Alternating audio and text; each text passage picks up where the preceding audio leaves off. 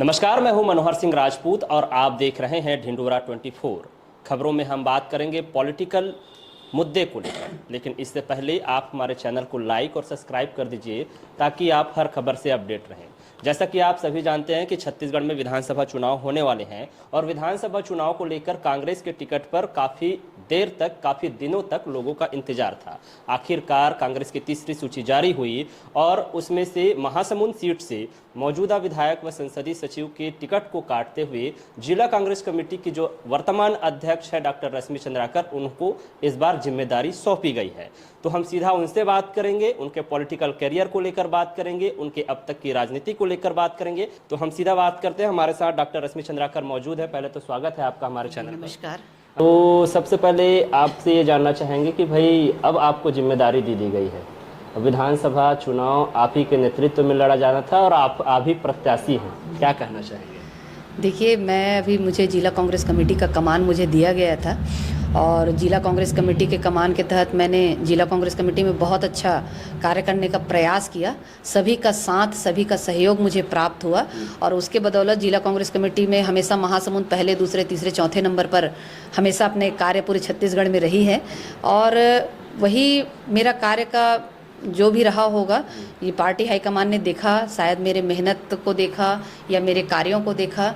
जो भी उन्होंने सोचा, पार्टी हाईकमान ने आज मुझे बहुत ही बड़ी जिम्मेदारी आज दी है और उन्होंने तो दी है, लेकिन उसको फलीभूत करने की जिम्मेदारी अब मेरे ऊपर है कि अब मुझे क्षेत्र में जा कर के लोगों का साथ, सहयोग, आशीर्वाद मुझे प्राप्त करना है और लोगों के बीच में हमारे छत्तीसगढ़ के कार्यों को लेकर के जाना है ताकि उनका विश्वास मैं जीत सकूं और आने वाले समय में हमारे छत्तीसगढ़ में फिर से कांग्रेस की सरकार बनाने में एक जो 75 पार के जो नारे हैं, वो 75वां सीट हमारा ये महासमुंद है। तो मैं ये सोचती हूँ कि एक सीट जो है वो हमारे ये महासमुंद है, जिस पर मैं अपने योगदान में उस 75 पार के नारे में अपना दे सकूं। तो भाई, रश्मि चंद्राकर को टिकट मिलने से कितने लोग खुश हैं, कितने लोग नाखुश हैं? देखिए, टिकट को मांग तो बहुत लोगों ने की थी और जहाँ तक कांग्रेस पार्टी की बात है, किसी एक को टिकट मिलती है तो सारे लोग मिलजुल करके उनको जिताने के लिए प्रयास करते हैं। सारे खुश हैं, मैं ये नहीं कहती कि कोई नाखुश है। सब हमारे पार्टी के लोग हैं, सब हमारे परिवार के लोग हैं और सभी खुश हैं और सभी का साथ मुझे प्राप्त होगा, ये मुझे पूरा विश्वास है। कितने दावेदार थे इस लाइन पे? चूंकि मौजूदा विधायक का टिकट काटा गया, भाई छोटा मोटा बात तो है नहीं। लोग पूछ रहे हैं कि रश्मि चंद्राकर कौन है भाई, कि सिटिंग एमएलए का टिकट काट के उनको टिकट दिया गया। देखिए, यहाँ से 38 लोगों ने दावेदारी की थी और 38 लोगों की दावेदारी के बाद में सभी दावेदार को ये पता भी था कि 38 दावेदार में से सिर्फ एक को ही प्राप्त होगा, टिकट प्राप्त होगा और सभी ने एक शपथ के तौर पर हम लोगों ने सब ये कहा था कि जिसको भी टिकट प्राप्त होता है, चाहे आज मुझे प्राप्त हुआ है, हो सकता है किसी रूट लेवल के कार्यकर्ता को, किसी बूथ अध्यक्ष को, किसी जोन अध्यक्ष को भी अगर टिकट प्राप्त हो जाता तो एज ए जिला अध्यक्ष मैं उतने ही इफर्ट से काम करती जितना मैं आज अपने लिए कर रही हूँ। मैं उतने ही इफर्ट से, अगर एक बूथ के कार्यकर्ता को भी अगर टिकट प्राप्त होता तो मैं उसके लिए उतने ही इफर्ट से काम करती और मुझे उम्मीद है जो मेरी सोच है, ऐसी ही सोच हमारे सारे जितने भी टिकटार्थी थे उनकी होगी और सब कांग्रेस पार्टी के लिए कार्य करेंगे। रश्मि चंद्राकर के लिए कार्य नहीं करेंगे, सब कांग्रेस पार्टी के लिए कार्य करेंगे और हमारी ये जो सीट है वो कांग्रेस की झोली में आएगी। मैडम, एक बड़ी चुनौती है, चूंकि महासमुंद जिला भाई अब हाई प्रोफाइल महासमुंद सीट हो गई है स्टेट में, सबकी नज़र थी महासमुंद पे और आप जिला अध्यक्ष हैं। 2018 में जब चुनाव हुआ तो बदलाव देखने को मिला और जिले के चारों सीट जो है बीजेपी के हाथ से खिसक गई और चारों सीट जो है मौजूदा विधायकों का रहा, मतलब कांग्रेस का रहा। इनमें से 2 विधायकों के टिकट काट दिए गए, सरायपाली और महासमुंद। 2 वर्तमान में भी लड़ रहे हैं। तो जिला अध्यक्ष रहते हुए आपके लिए भी चुनौती था कि चारों फिर से वापस पाना है और आप प्रत्याशी भी घोषित हो गए हैं। तो क्या अब अपने विधानसभा में अपने लड़ाई के लिए अब जिला कांग्रेस कमेटी के पद से आप इस्तीफा देंगे और या फिर चारों पूरे जिले को देखते हुए अपनी लड़ाई स्वयं लड़ेंगे? देखिए, पार्टी हाईकमान ने टिकट दिया है तो वो तो लड़ना ही है।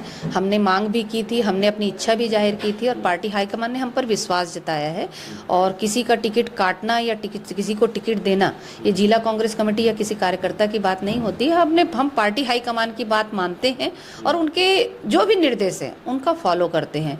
और जहाँ तक ये भाजपा की बात है, पिछले बार कांग्रेस की चारों सीटें हमारे कांग्रेस की झोली में आई थी, और ये था कि जो भाजपा की जो नाकामी है उसकी वजह से लोगों ने बदलाव किया। भाजपा के कार्यकाल में 15 साल में भाजपा ने कोई ऐसा कार्य, अच्छा कार्य नहीं किया कि जिसके बलबूते पर वो क्षेत्र में जा सके, लोगों के बीच जा सके, उनको बता सके कि मैंने ये कार्य अच्छा किया है। और हमारे पास तो कार्यों की कमी नहीं है, हमारे पास तो योजनाओं की कमी नहीं है। आज हम जिस क्षेत्र में जाएंगे, आज हमारे हालांकि हमारे जिले में 2 विधायकों के सीट जो है चेंज कर दी गई है, पर जो भी नए प्रत्याशी हैं और जो पुराने भी प्रत्याशी हैं, उनके पास योजनाओं की कमी नहीं है, मुद्दों की कमी नहीं है। हम सीना ठोक के हमारे क्षेत्र में जाएंगे, लोगों के बीच जाएंगे, और लोगों का आशीर्वाद हमारे बलबूते पर नहीं, हमारे जो छत्तीसगढ़ गवर्नमेंट की सरकार के जो कार्य हैं, हमारे भूपेश बघेल जी को जो कार्य है, जो जनता ने भूपेश बघेल जी पे जो भरोसा जताया है, उसके बलबूते पर हमको जो है जनता का आशीर्वाद, जनता का प्यार, जनता का सहयोग हमको प्राप्त होगा। ये तो थी अब तक की वर्तमान में चल रही पॉलिटिकल। अब थोड़ा सा पीछे जाते हैं कि भाई अब रश्मि चंद्राकर जिला कांग्रेस कमेटी की अध्यक्ष है। जिला कांग्रेस कमेटी अब की अध्यक्ष रहते रहते महासमुंद सीट से अब विधायक की दावेदारी कर रही हैं। ये रश्मि चंद्राकर का पॉलिटिकल बैकग्राउंड कहाँ से शुरू हुआ, स्टडी किस में हुई, लोग काफ़ी पूछ रहे हैं, उत्सुक है, जानना चाहते हैं हमारे दर्शक को। तो ये बताइए कि आपने कहाँ से एजुकेशन की, आपका स्टडी बैकग्राउंड कहाँ से रहा, किस तरह से रहा? देखिए, 2010 से पहले मैं तो प्योर डॉक्टर थी। अपनी क्लिनिक चलाना, लोगों को, पेशेंट को देखना, अपना ट्रीटमेंट करना और बच्चों को देखना, ये मेरा रूटीन था। सुबह शाम मेरा क्लिनिक था, मैं अच्छे से एज ए डॉक्टर काम करती थी। लेकिन 2009 में जब जनपद का चुनाव आया, जैसे महिला आरक्षण की बात आती है, महिला आरक्षण जैसे ही आया तो मुझे जनपद का चुनाव लड़ना पड़ा, और सभी का साथ, सभी का सहयोग मुझे प्राप्त हुआ। तो मैंने जनपद अध्यक्ष के रूप में 2010 में मैं जनपद की अध्यक्ष बनी, और जनपद अध्यक्ष के बाद 2012 में मुझे जिला महिला कांग्रेस का कमान मुझे दिया गया, जिस पर मैंने पूरे जिले में महिला कांग्रेस को एक खड़ा करने का काम किया, महिलाओं के लिए काम किया। हर बूथ लेवल पर महिलाओं के लिए एक टीम बनाई और वर्किंग की। उसके बाद मुझे अलग अलग पदों में दिया गया। आदरणीय भूपेश बघेल जी जब प्रदेश अध्यक्ष थे तो उनके साथ मैं प्रदेश महासचिव के रूप में रही, अलग अलग पीसीसी डेलीगेट्स रही, महिला कांग्रेस की महासचिव रही, और उसके बाद एक बहुत बड़ी जिम्मेदारी जिला कांग्रेस कमेटी की दी गई। पिछले बार भी मैंने दावेदारी की थी, जैसे इसके पहले आपने क्वेश्चन किया था कि आप कुछ बगावत तो नहीं होगी, तो पिछले बार भी मैं दावेदार रही।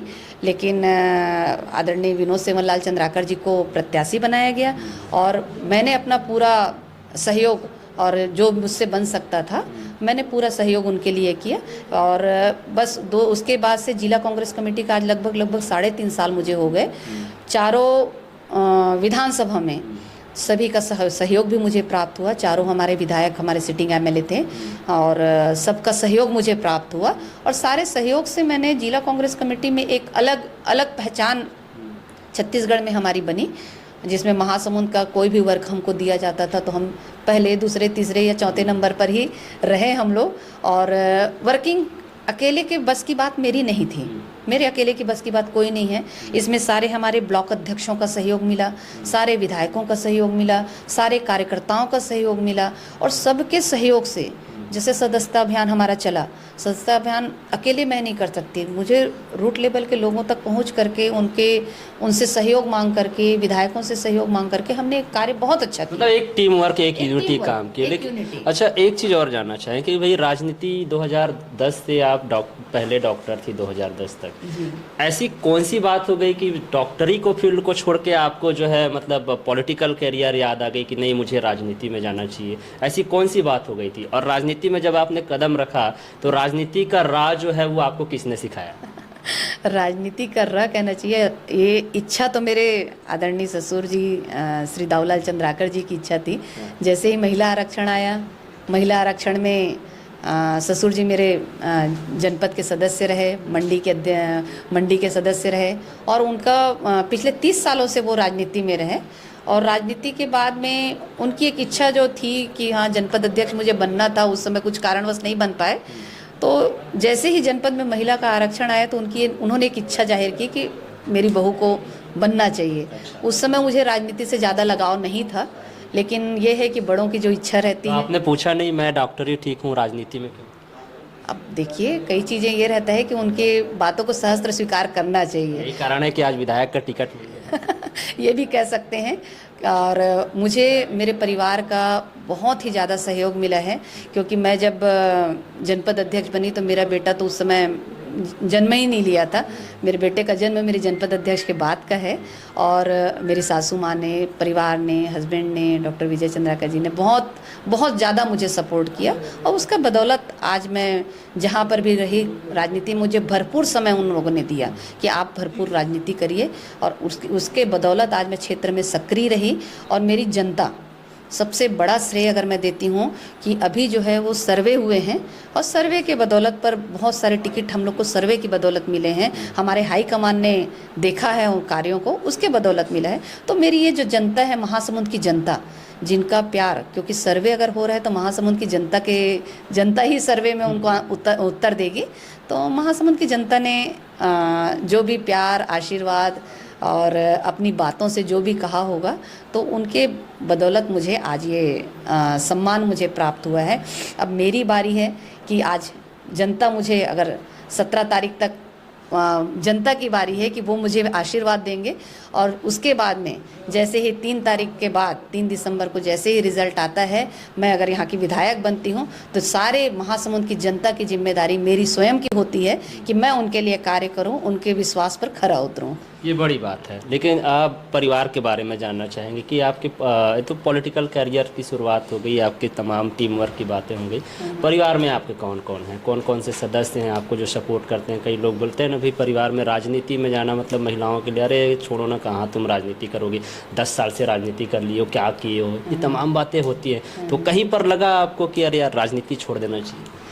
नहीं, देखिए, मुझे मन में कभी आता भी पहले था। तो ये जानना चाहेंगे फैमिली में कौन कौन है, क्या करते हैं? फैमिली में मेरी सासू माँ हैं, ससुर जी हैं, मेरे जेठ हैं जो मेडिकल चलाते हैं, मेरी जेठानी है जो टीचर हैं, इसमें वर्ग 1 में टीचर हैं, और हस्बैंड हैं जो डॉक्टर हैं, उनका खुद का पर्सनल नर्सिंग होम है। और बच्चे 2 हैं, मेरी गुड़िया मेरी 12th में है, बेटा मेरा 7th में है। और बड़ी जेठानी का मेरा बेटा है जो MBBS 2nd ईयर में है। तो हम लोग का मेरे शिक्षित फैमिली है। जी, ससुर जी भी डॉक्टर हैं, डॉक्टर प्लस सब राजनीति में भी रहे हैं। तो एक इतना छोटा सा ही परिवार है। इस परिवार का सारे लोग का सपोर्ट मिला? सभी लोगों का सपोर्ट मिला।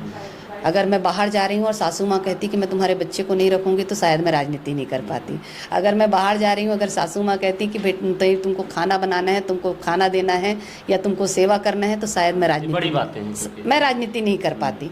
तो मैं सबसे ज़्यादा अगर सपोर्ट बोलूँ तो ठीक है, हस्बैंड ने भी किया, ससुर ने भी किया। सबसे ज़्यादा सपोर्ट मेरी सासू माँ का है। मोरल सपोर्ट की बात, सबसे ज़्यादा सपोर्ट मेरी सासू माँ का है कि जिन्होंने मेरे को बहुत अच्छा, कभी कुछ नहीं कहा।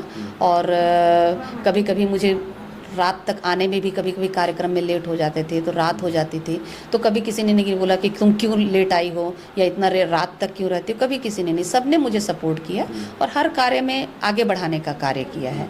तो फैमिली का सपोर्ट अगर ना रहे तो कोई महिला राजनीति नहीं कर सकती, और घर से लड़ाई करके भी कोई महिला राजनीति नहीं कर सकती। चाहे पति की बात कहें या सास ससुर की बात कहें, लड़ाई करके राजनीति नहीं होती है। अगर स्वच्छ और अच्छी राजनीति अगर करनी है तो उसमें फैमिली सपोर्ट की बहुत ही ज़्यादा ज़रूरत है। और जो मुझे प्राप्त हुआ है, जो मेरे पूरे परिवार का साथ, सहयोग और आशीर्वाद मुझे प्राप्त हुआ है। और आज अगर मेरे को आज मैं इस विधायक पद की दावेदार अगर बनी हूँ तो इसका अगर श्रेय अगर मैं देती हूँ तो मेरे परिवार को देती हूँ मैं। अच्छा मैडम, 2010 में जब आपने राजनीति की शुरुआत की तो आपने कुछ सोचा कि मैं पॉलिटिक्स में जाऊंगी? जैसे अब डॉक्टर बनने के बाद लगता है ना कि मैं पेशेंट का अच्छा इलाज करूं ताकि लोगों के बीच मेरा नाम बने। एक होता है, हर डॉक्टर के एक सपना होता है कि भैया उसका दवाई हर एक आदमी के पास पहुंचे, उसका नाम पहुंचे। तो आपने जब राजनीति में कदम रखा तो आपने क्या सोचा कि मुझे राजनीति में जनता के लिए क्या करना है? किस सोच से आप आगे बढ़े? सही बताऊं तो जिस दिन मैं राजनीति में कदम रखी, मुझे ज़्यादा राजनीति की जानकारी नहीं थी। एक प्योर डॉक्टर थी और धीरे धीरे जानने लगी। और थोड़ा सा जनपद में भी बैठी तो मुझे उनके कार्य, जनपद के जब सीट पर मैंने बैठी तो वहाँ पर भी मुझे बहुत सारे कार्यों की जानकारी नहीं थी। तो मैं वहाँ के लोगों से एक सीखने की ललक मेरे अंदर ज़रूर थी कि हाँ, मैं सीखूं कि क्या काम होता है, कैसे काम होता है। तो वहाँ के अधिकारियों ने, हमारे जनपद के बहुत सारे अधिकारी जो अभी भी मेरे टच में हैं, और मैं तो खुले मंच से भी मैं उनको बोलती हूँ कि इन लोगों ने मुझे सिखाया है, जो मुझे बोलने में हिचक नहीं लगती। क्योंकि अगर कोई है, आदरणीय अग्नि चंद्राकर जी हैं, जिनको मैं हमेशा अपना राजनीतिक गुरु भी कहती हूँ, क्योंकि मैं घर में थी और उन्होंने एक प्रस्ताव रखा कि जनपद बहू को लड़ाना है करके। तो पापा जी ने सिर्फ एक ही शर्त रखा, बोले जनपद सदस्य नहीं बनाऊंगा, बनाना है तो जनपद अध्यक्ष के लिए अगर करेंगे तब मैं उसका फील्ड छोड़वाऊंगा। तो ये बात हुई और वो उन्होंने मेरे को राजनीति से, मतलब एक घर से खींच करके राजनीति में लाने वाले वो रहे हैं। तो जिनको मैं हमेशा बोलती भी हूँ कि भाई मेरे राजनीतिक गुरु हैं, और जिन्होंने मेरे को राजनीति में लाया है तो मैं उनको भी नहीं भूलती हूँ। उनको भी मैं हमेशा, उनका साथ सहयोग और आशीर्वाद मुझे प्राप्त हुआ है। और बहुत से लोग हैं जिन्होंने, सीखने की कोई उम्र नहीं होती है। मैंने राजनीति के हर कार्यों में हर कार्यों में एक नई सीख मुझे मिलती गई और उन सीख को मैंने अपनाते गई। कहीं पर मुझे बहुत ज़्यादा कुछ कहना चाहिए, कहीं पर मुझे लगा कि नहीं, यहाँ पर कई जगह मेरे मन की बात नहीं होती थी, तो मैंने राजनीति में ये चीज़ भी सीखा कि कुछ नहीं, कोई बात नहीं, इसको अवॉइड करो, आगे चल के नेगेटिविटी बहुत मिलती है, बहुत सारी नेगेटिविटी आई, लेकिन उसको हम लोगों ने अवॉइड किया कि चलो उसको छोड़िए।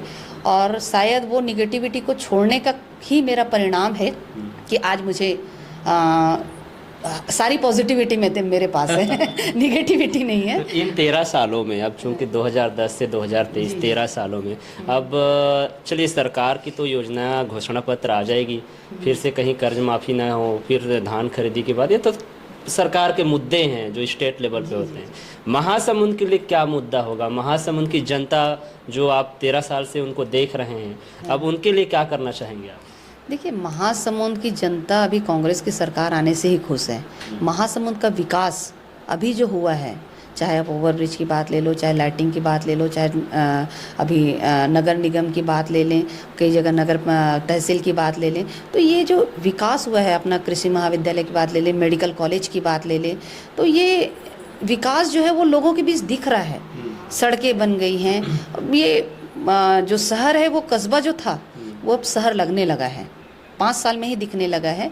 इसके पहले जो 15 साल था वहाँ पर सिर्फ भाजपा ने श्रेय लेने का कार्य किया है, सिर्फ मेरा तेरा, इसमें कम होगा उसमें ज़्यादा होगा, ये कार्य रहा।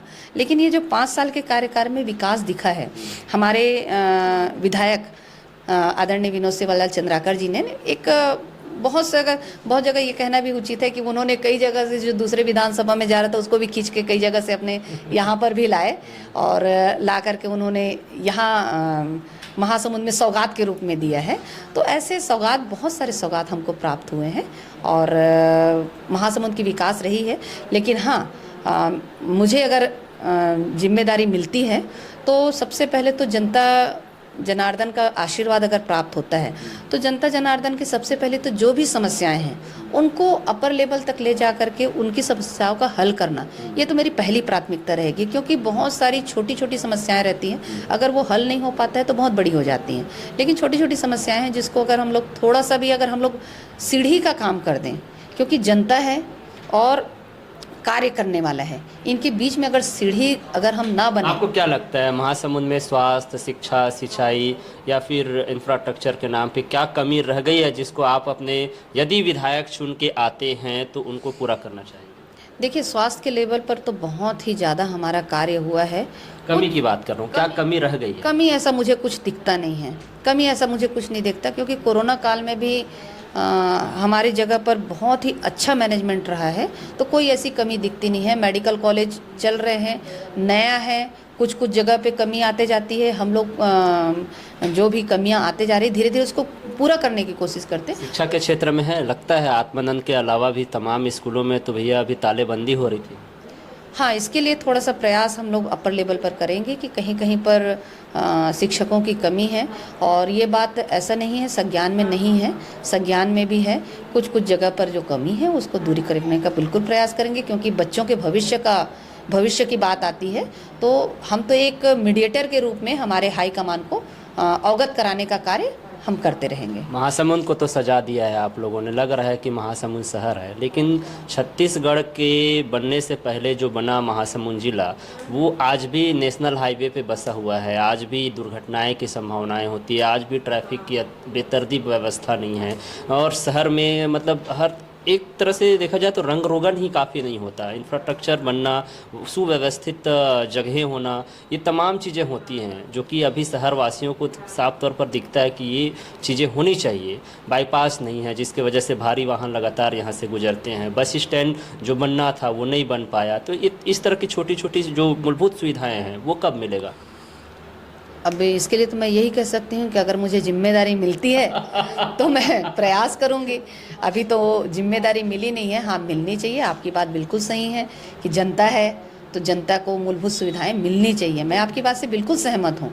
और जैसे लिंक रोड की भी बात हुई थी, तो लिंक रोड अगर हो जाता है या उसमें कुछ कमी आ रही है तो उस बहुत सारी बातें हैं, लेकिन मुझे अगर जिम्मेदारी मिलेगी तो मैं इन सब चीज़ों को, मूलभूत सुविधाओं को लाने का प्रयास करूंगी। इस बात का मैं आप बोल सकती हूँ। दावे हैं, मतलब घोषणा पत्र एक तरह से बोले। जी जी जी, घोषणा पत्र ही कह सकते हैं कि भाई अगर मौका मिलेगा तो हम हाईकमान, जैसे मैंने कहा ना कि बीच में सीढ़ी बनने की ज़रूरत है, तो सीढ़ी के रूप में बिल्कुल हम जनता के जो भी सुविधाएं हैं उनको पूरा करने के लिए। आपके सामने प्रतिद्वंदी भी फ्रेश है, वो भी दावा कर रहे हैं भैया कि यहाँ तो अथाह कमी है, 5 साल में घोर लूट हुआ, 5 साल में घोर भ्रष्टाचार हुआ और नया कैंडिडेट उतारा गया है, क्योंकि पुराने चेहरों पर भाजपा को भी भरोसा नहीं रहा। ये हो सकता है, या फिर हो सकता है रणनीति के तहत चेंज किया गया हो कि भाई पुराने को अगर नया अगर कैंडिडेट लाते हैं तो कुछ तो हमको फ़ायदा होगा, हमको अपनी सीट जीतनी है, क्योंकि इससे पहले निर्दलीय विधायक रहे, उससे पहले फिर कांग्रेस के विधायक रहे, मतलब 2003 के आसपास मेरे ख्याल से यहाँ बीजेपी के विधायक थे, उसके बाद से 2023 हो रहा है, तो भाजपा भी जितोड़ मेहनत कर रही है, कैसे फेस करेंगे? देखिए, विधायक जो भी रहे, सरकार तो उन्हीं की थी, सरकार तो भाजपा की थी, फिर विकास क्यों नहीं हुआ? लाएगा कौन? लाएगा कौन वाली बात नहीं है, वो तो कोई भी ले आता है। ऐसा नहीं है कि नगर पालिका या नगर निगम में कोई भाजपा का वो कैंडिडेट बैठा है तो उसके लिए कार्य नहीं होते, लाने वाली बात नहीं आती है। अगर आपको जिम्मेदारी मिली है, अगर आपका अध्यक्ष वहाँ पर बैठा हुआ है तो वो सक्षम रहता है कि बहुत से कार्य वहाँ पर आते हैं और उनके पास फंड आता है, तो सरकार तो उनकी रही है। और उस पर अगर ये लोग बोल रहे हैं कि ये चीज़ अपने 15 साल के कार्यकाल को याद कर ले तो ज़्यादा बेटर रहेगा कि 15 साल में छत्तीसगढ़ में कितना डेवलपमेंट हुआ। आप महासमुंद की बात करते हो, चलो ठीक है, आप महासमुंद की बात कर रहे हैं, आप पूरे छत्तीसगढ़ को थोड़ा देख लीजिए कि आज एक भी आदमी ये नहीं बोल पा रहा है कि वाकई 15 साल बहुत बड़ा कार्यकाल होता है। 15 साल बहुत बड़ा, 3 कार्यकाल किसी को मिला है, ये बहुत बड़ा कार्य, बहुत बड़ा समय है। उस पीरियड में आप छत्तीसगढ़ के विकास की बात कर लेना। आदमी छत्तीसगढ़ में रहते रहते परदेसियावादियों को आपने शरण दे दिया, आपने छत्तीसगढ़ के लोगों की अस्मिता को पूरा खत्म कर दिया, छत्तीसगढ़ियावाद को खत्म कर दिया, धान के कटोरा को सिर्फ कटोरा पकड़ा दिया, धान गायब कर दिया। तो ये चीज़ें सिर्फ घोटाले और भ्रष्टाचारी आपने किया है। तो 15 साल में कोई ऐसा काम पूरे छत्तीसगढ़ में देखे ना, हमारे भाजपा के प्रत्याशी पूरे छत्तीसगढ़। अब भाजपा कांग्रेस दोनों ही नए शहरों पर दांव खेली है, आप भी नए हैं, विधायक की पहली बार लड़ने जा रहे हैं। इससे पहले जितने विधायक थे वो उनको टिकट तो नहीं दिया गया, एक फ्रेश कैंडिडेट उतारा गया है। कांग्रेस कहीं ना कहीं रणनीति तय की है, बीजेपी का सेम ट्रेजेडी है, उन्होंने पहले ही अपना फ्रेश कैंडिडेट उतारा है। क्या माने, बीजेपी से योगेश्वर राजू सिन्हा की लड़ाई डॉक्टर रश्मि चंद्राकर से है या नरेंद्र मोदी की लड़ाई भूपेश बघेल से? नहीं, मैं इसको चुनौती नहीं मानती। और रश्मि चंद्राकर आज नया चेहरा नहीं कह सकती हूँ, मैं 2010 से फील्ड में हूँ और आज 2023 है। विधायकी के क्षेत्र की बात। जी जी जी, वो अलग बात है, बाकी फील्ड की बात है। लोग बाग मुझे जानते हैं, लोग बाग मुझे पहचानते हैं, लोग बाग मुझसे अवगत हैं। मतलब बीजेपी वाले कोई नहीं पहचानते? बीजेपी वाले को तो पहचानते ही नहीं है, आज भी लोग बाग पूछते हैं कि कौन है। आज भी पूछते हैं कि कौन है। तो ये है कि अब मुझे नहीं लगता कि मुझे कोई नहीं पहचानता होगा। मैंने क्षेत्र में लोगों के बीच रही हूँ, गांव में रही हूँ, उनके साथ कार्य की हूँ, तो लोग बाग मुझे जानते हैं। हाँ, ये बात अलग है कि कैंडिडेट मैं अभी बनी हूँ, लेकिन इसके पहले जो भी जिम्मेदारी मिली है, हम तो फील्ड में लगातार रहे हैं। और उनके पास, मैंने कहा ना कि उनके पास कोई मुद्दे ही नहीं है। अभी भी उनको नरेंद्र मोदी का सहारा लेना पड़ रहा है भाई, अभी भी उनको नरेंद्र मोदी का सहारा लेना पड़ रहा है। वो अपने नाम पर वोट नहीं मांग रहे हैं। वो कहे ना कि राजू सिन्हा को वोट दे, वो बोले ना, तब समझ में आए कि भाई हमने हाँ फलाने व्यक्ति को वोट दे। जबकि वो हम आज ये बोलते हैं कि भाई हम छत्तीसगढ़ में वर्किंग जो हुआ है, छत्तीसगढ़ में जो कार्य हुआ है, छत्तीसगढ़ के किसानों के लिए जो आदरणीय भूपेश बघेल जी ने कहा है, हम उसके बलबूते पर क्षेत्र में जा रहे हैं।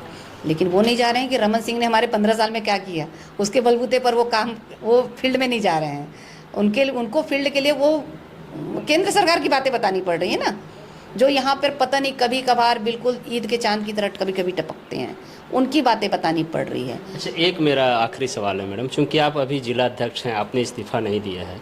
महासमुंद विधानसभा में करोड़ों के विकास कार्य हुए हैं, महासमुंद कस्बा से शहर बन गया, लेकिन विधायक का टिकट क्यों काटा गया? ये सवाल आम जनता भी पूछ रही कि भैया ऐसा क्या हो गया कि सिटिंग एमएलए का टिकट काट दिया गया। टिकट वितरण ऐसा हो गया कांग्रेस का कि जैसे बाहुबली पार्ट 1 का फिल्म आया था, कटप्पा ने बाहुबली को क्यों मार दिया, जब सेकेंड पार्ट आया तो पता चला राजधर्म था। तो ऐसी क्या बातें हो गई? आप चूँकि जिला अध्यक्ष हैं, आपसे जानना चाहेंगे। देखिए, ये बातें तो मैं भी अनभिज्ञ हूँ इस चीज़ से, क्योंकि जिस दिन मैंने नामांकन दाखिल किया उस दिन मैं जिला अध्यक्ष के रूप में नहीं, एक कैंडिडेट के रूप में कार्य कर रही थी। और पार्टी हाईकमान जो भी निर्णय लेती है हम सबको मानना पड़ता है। पार्टी हाईकमान ने क्या देखा, क्या उसमें विचार विमर्श हुआ, कौन सी बातें आई और किस बात पर टिकट काटा गया और किस बात पर टिकट दिया गया, ये बातें सिर्फ पार्टी हाईकमान जानती है। और हम जितने कांग्रेस के कार्यकर्ता हैं, चाहे विधायक लें, चाहे जिला अध्यक्ष लें, चाहे जिला कार्यकारिणी के लिए ब्लॉक अध्यक्ष लें, हम पार्टी हाईकमान के जो निर्देश है उनका पालन करते हैं। तो उन्होंने जो भी निर्देश हमको दिया है, जो भी हमारे लिए उन्होंने जो अच्छा सोचा है, महासमुंद के लिए अच्छा सोचा है, हम उनके निर्देशों का पालन करते हैं। उसमें किसी एक के बोलने से या कहने से नहीं होता है। और हम सारे कांग्रेस जन उस निर्देश का पालन कर रहे हैं और करेंगे। तो ये हैं डॉक्टर रश्मि चंद्राकर, जिनका साफ तौर पर कहना है, जिनको आपने अभी पूरा सुना कि उन्होंने कैसे अपनी शुरुआत की, एक राजनीतिक कैरियर की, अपने डॉक्टरी के क्षेत्र में परिवार के तमाम मुद्दों पर हमने बात की। इस तरह की तमाम खबरों से हम आपको अवगत कराते रहेंगे। जैसे इनको साफ तौर पर कहना है कि भाई अब एक जिम्मेदारी आला कमान के द्वारा इनको दी गई है, एक विधायक का कैंडिडेट के रूप में लगा है, इनको उतारा गया है, उस आला कमान के भरोसे पर खरा उतरने का प्रयास करेगी और पूरे जो टीम है, जो दावेदार रहे हैं, सबको एक साथ लेकर काम करने का प्रयास करेगी। बहरहाल इंतजार होगा अब 17 नवंबर का, जब जनता ये तय करेगी कि भाई किसके दावे सही हैं, किसके कम हैं। तो अब तक के लिए यहीं पर इतना ही। आगे राजनीतिक खबरों में हम आपको और भी अवगत कराते रहेंगे, महासमुंद के साथ साथ पूरे जिले के विधानसभा में कि क्या, कौन, कैसा क्या हो रहा है। तब तक के लिए नमस्कार।